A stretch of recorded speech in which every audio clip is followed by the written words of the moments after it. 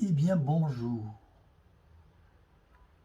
Je vais rendre hommage à Hubert Reeves, qui nous a quittés, un astrophysicien, qui avait laissé sa trace sur mon livre d'or. Eh oui. Et voici le programme d'une manifestation qui s'est déroulée au château de la Vardance, dans le Gers.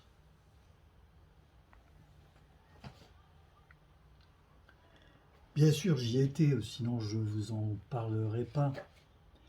Je vais présenter quand même le château de la Vardance.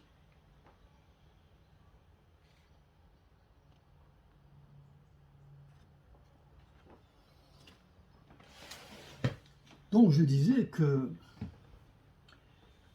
cet hommage, que je vais présenter pour Hubert Reeves, qui disait toujours « Nous sommes que de la poussière d'étoiles », évidemment. Moi, je trouve que dans la poussière d'étoiles, voyez-vous, une fois qu'on est parti, comme lui, dans les étoiles, il n'y a plus d'espace-temps, de temps, de limite, de matière, de quoi que ce soit. Donc, les distances nous sont à portée de main. Bon, pourquoi pas? Et je le souhaite, et je lui souhaite qu'il puisse admirer tout ce qui désirait sur Terre. Alors, pourquoi je suis là? Je suis là peut-être pour vous dire que moi aussi, j'ai toujours envie de voyager, d'aller dans l'univers.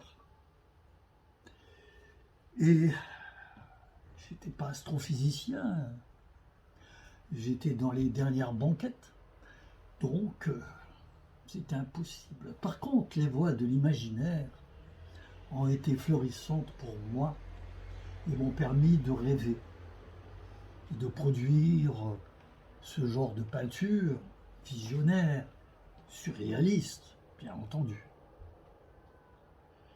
Parfois scientifique. Pourquoi? Parce que j'aimais, quand j'étais gamin, la science, les balbutiements spatiaux, enfin tout ce qui était avant le bébé lune, Sputnik, voyez-vous, j'étais déjà là.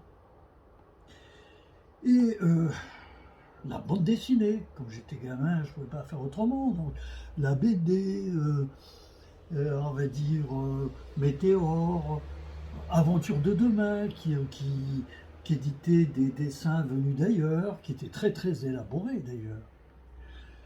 Et d'autres magazines, etc., qui a nourri mon imaginaire. Et je le dois évidemment à tout.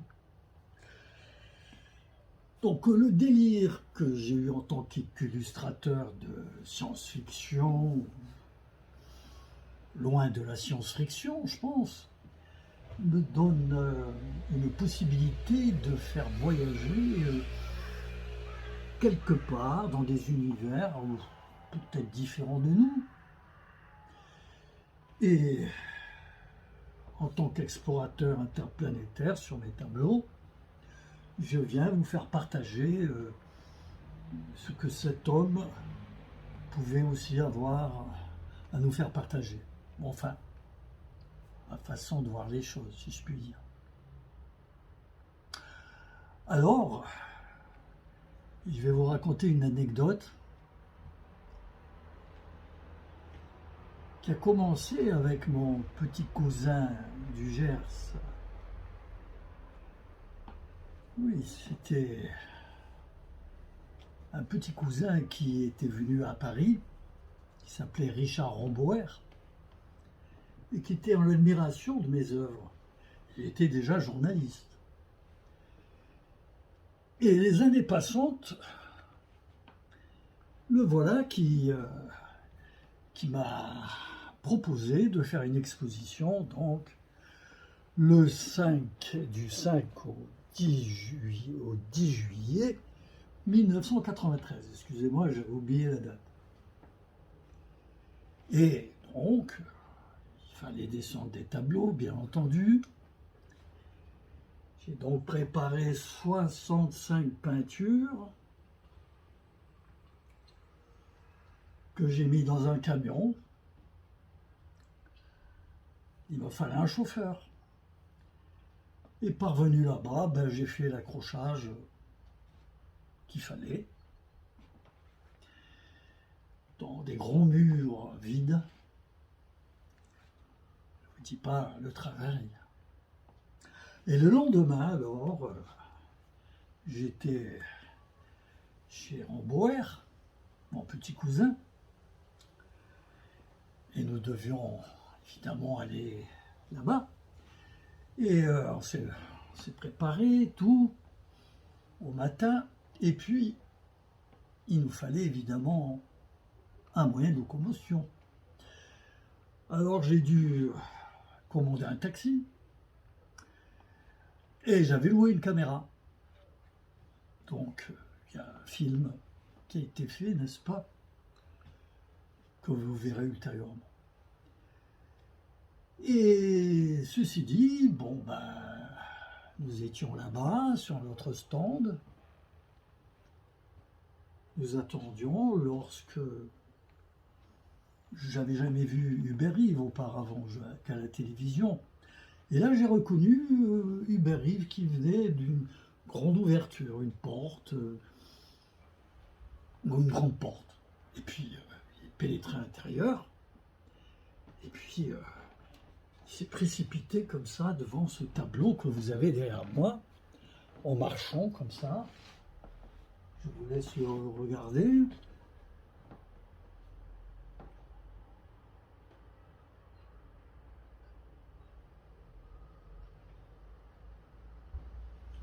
Je me demande qu'est-ce qui l'impressionnait.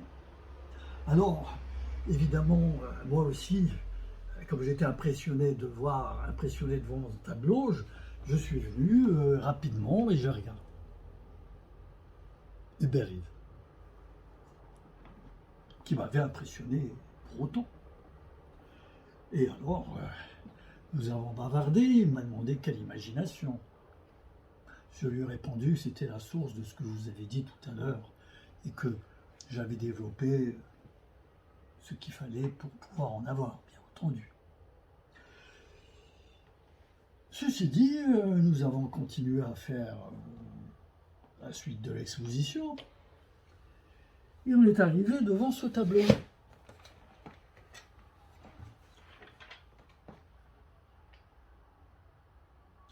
Je vous laisse le voir, puis je vais vous l'expliquer. Alors, ce que j'avais fait, il y avait deux lunes, voyez-vous, et donc deux gravitations exercées sur un océan contre des falaises. Donc l'érosion devait être quand même différente. Les falaises devaient quand même être différentes aussi. Alors, j'ai demandé à Hubert Reeves de m'expliquer si les choses se passaient comme ceci, en fait. Moi qui n'ai pas astrophysicien, j'avais fait ça par hasard. Et lui, il me dit, Yvon, oui, Yvon, oui, effectivement, mais vous savez, les forces attractives exercées par trois planètes sont différentes, parce que vous avez une qui fait ça sur l'autre, et comme ça. Donc, je vous explique ça d'une manière un peu farfelue, mais je ne suis pas astrophysicien, je n'ai pas retenu ce qui pouvait vraiment m'expliquer. Alors, on a continué, on a marché, on est parti, on a vu d'autres tableaux. Arrivé au 60e, on s'est quitté. Et évidemment, la soirée était passée, évidemment. Les choses allaient se terminer par un grand dîner. Il y avait 450 physiciens à cette occasion. Et